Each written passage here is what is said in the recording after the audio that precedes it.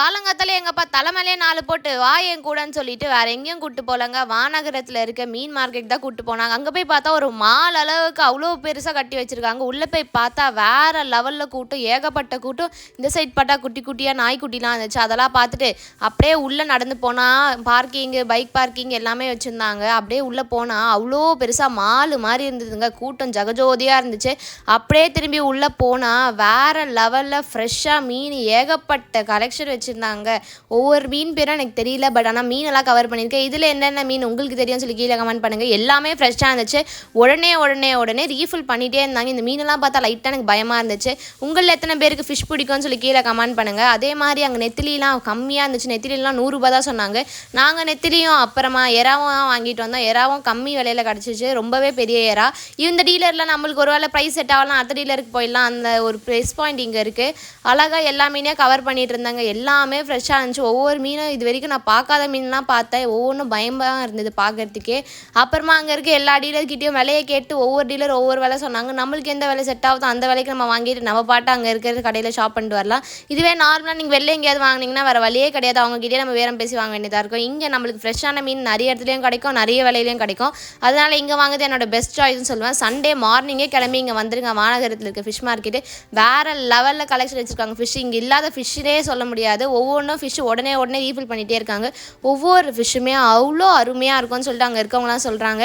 அதே மாதிரி பார்த்திங்கன்னா கூட்டம் உள்ள ஜகஜோதியாக இருந்தது. செம்ம ஃப்ரெஷ்ஷாக வேறு லெவலில் வெரைட்டியாக மீன், லைவ் ஃபிஷ்லாம் இருந்துச்சு. அதெல்லாம் பார்த்தோன்னே எனக்கே ஒரு மாதிரி மெய் செலுத்துருச்சு.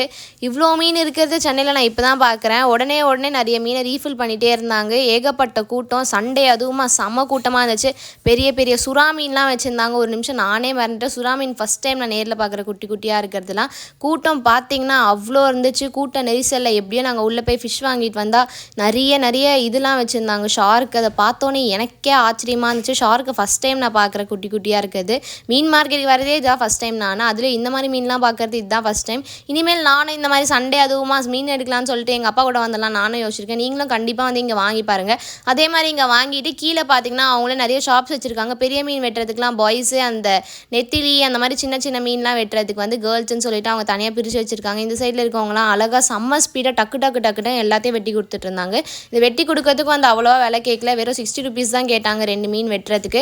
இங்கே பார்த்தீங்கன்னா டக்குன்னு ஒரு அண்ணா வேறு லெவலில் ஸ்பீடாக எல்லாத்தையும் வெட்டிகிட்டு இருந்தாங்க. அதை பார்த்து நானே மெய் செலுத்துட்டேன். அதே மாதிரி இங்கே வர ஒவ்வொரு வேஸ்டேஜாக அவங்க சேவ் பண்ணி என்ன பண்ணுவாங்கன்னு எனக்கு தெரியல. இங்கே வந்து நீங்கள் வாங்குறது ஒரு பெஸ்ட் சாய்ஸ்னு சொல்லுவேன். கம்மி விலையிலையும் ஃப்ரெஷ்ஷான ஃபிஷ்ஷு யார் வாங்கணும்னு நினச்சினாலும் இந்த பிளேஸ் உங்களுக்கானது தான் சொல்லுவேன். அப்படியே எல்லாரும் என்னென்ன மீன்லாம் வெட்டுறாங்கன்னு சொல்லி சுற்றி முற்றி பார்த்துருந்தேன். எல்லாரும் ஒவ்வொரு மீனும் அழகாக வெட்டியிருந்தாங்க. அதை சேவ் பண்ணுறதுக்கு வேறு ஏதோ புதுசாக ஒரு டூல்லாம் வச்சுருந்தாங்க. டக்குன்னு சேவ் பண்ணாங்க. என்னாலே நம்ம முல்லை எங்கள் அம்மாலாம் 1 hour எடுத்துப்பாங்க இதை ஷேர் பண்ண. இவங்க டக்குன்னு பண்ணாங்க. அந்த இதுலேயே வந்து அவங்க காஃபி குடிக்கணும், சாப்பிட்ணும், அதுலேயே அது எவ்வளோ கஷ்டம்னு சொல்லிட்டு அப்போ தான் எனக்கு புரிஞ்சுது.